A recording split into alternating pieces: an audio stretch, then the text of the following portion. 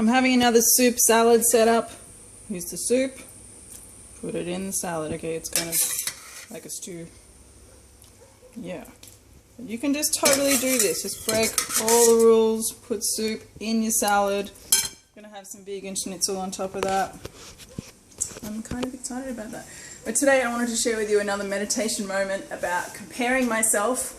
Because I was sitting with a group of people who were like almost fully raw, and they all like went to bed at like 9 p.m. every night. And you know, like if you don't know, one of my major issues is that I always go to bed at like 11, 12, 1, and I'm like up eating like salty nuts or some kind of thing that I wake up and I'm like I've got a desert in my mouth and I'm full of regret and remorse and like this nutty salty hangover. And anyway, it's like this continuous thing that I've been doing for the last few years.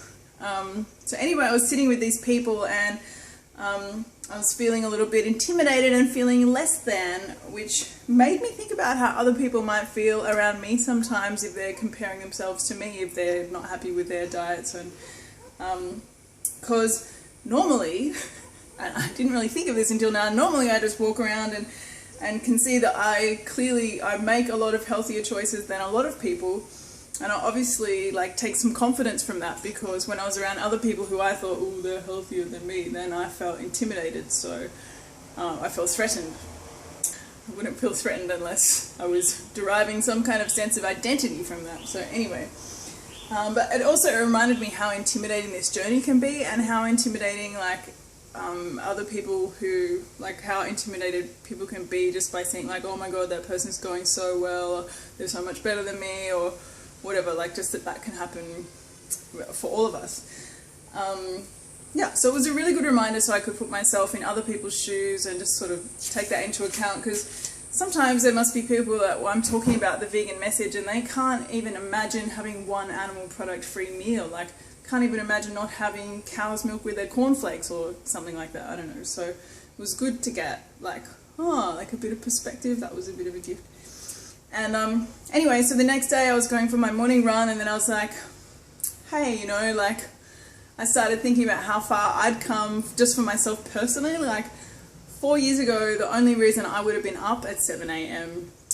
Would have been because I'd been up all night, and certainly I wouldn't be going for a run. And you know, I used to smoke every day for 10 years, and how awesome that I'm not doing that anymore. And now, like, I eat more fruit and vegetables in one day than I used to eat in a week.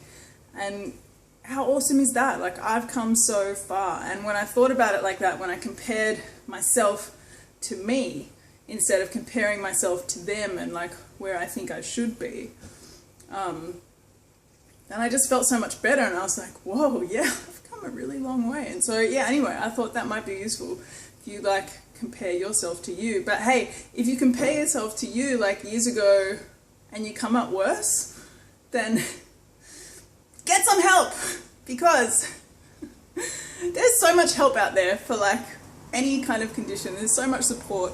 Yeah, and that's what humans are there for, to be there for each other. That's what we do, because we're social. I know we're really shit at it sometimes. We're really shit at it a lot of times, but actually it's something that we do imperfectly. So, you know, reach out, because there is hope, and just things do get better. So much better, and there's hope for you. There's hope for me, for all of us. Yay! Vegan schnitzel soup salad. So good. What tell you? I've added some lemon as well. Yeah. Fruit and vegetables. Eat 'em.